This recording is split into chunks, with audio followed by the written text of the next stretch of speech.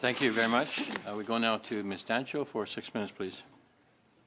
Thank you, Mr. Chair. Thank you to the witnesses for being here to discuss this very serious development. Certainly, in the RCMP Commissioner, in your own words, are an unprecedented announcement that you and others had made on October 14th, and you had said that the violence orchestrated by India has become, quote, a significant threat to public safety in Canada, with well over a dozen credible and imminent threats to life. And Commissioner Duham, on October 14th, you said that you had clear evidence that links officials from the government of India to violent crimes in Canada, but you provided no further details at that time, and you said that you needed to protect the open investigations and court proceedings. Is that correct? That's correct. And at that time, you were of the opinion that those details, if released, could jeopardize the investigation into the murders and other violent acts by India on Canadians and people residing in Canada. Is that correct? Yes, and I also comment on the evidence that was presented by Deputy Commissioner Flynn in Singapore with Madame Dewey and Mr. Morrison on the schemes or the modus operandi of how the government of India operates. And Mr. Ryan already mentioned this a bit, but you are aware, of course, of the Washington Post article from that same day on October 14th that includes details of this sensitive information that you had chosen not to share because you felt that it would jeopardize the investigation. Is that correct? Just for clarity, there's a difference with sensitive information under national security chapeau, but this was the information that's in the article. It was more or less some information from the investigations that we're doing. So you don't feel that the information in the Washington Post, that those details were sensitive in any way? Not sensitive to national security as it's portrayed as national security sensitive information. It's information part of investigation, which normally we would like to keep within, but sometimes we do release some information. So normally you would have kept those details private, but they're of course not private anymore. I would say on occasion we have come up with some information to stimulate certain things when we're investigating. But this one here, again, is not sensitive, as I mentioned, under the national security definition.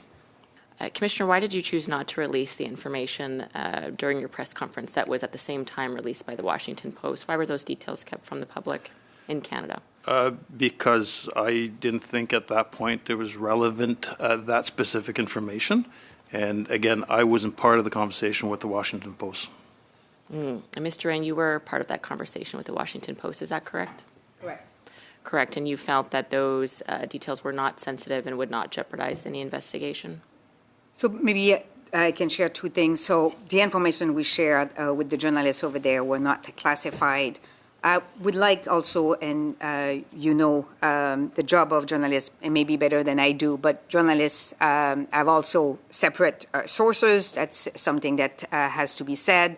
As I said also in my opening remarks, this is someone who has followed India's stories many times.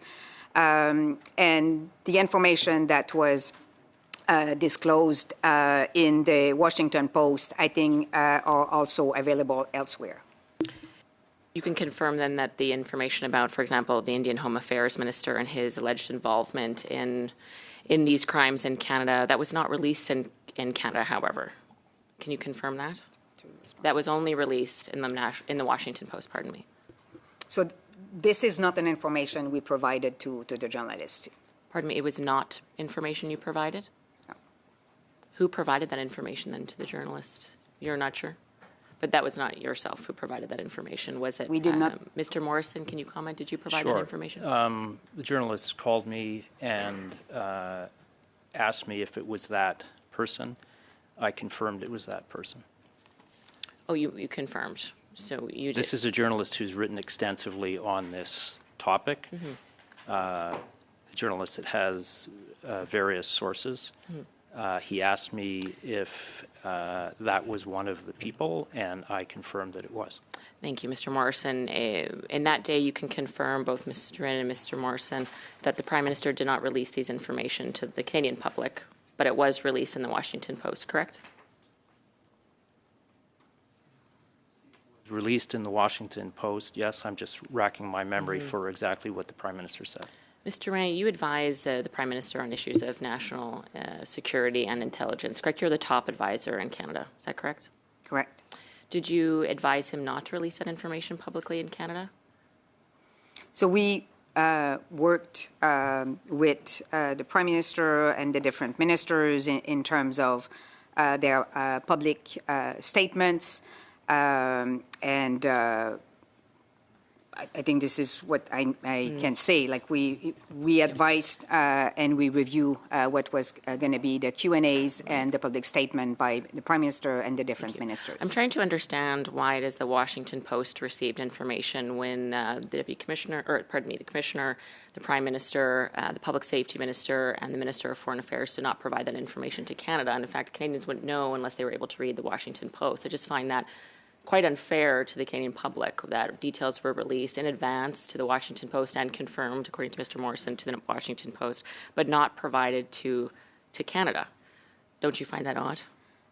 The reason why we offered, as I said in my opening remarks, a background interview to the Washington Post was really to make sure that our side of the story will become clearly and be widely spread, especially at the international level. That was the strategy behind the background interview we gave. Thank you. Sancho?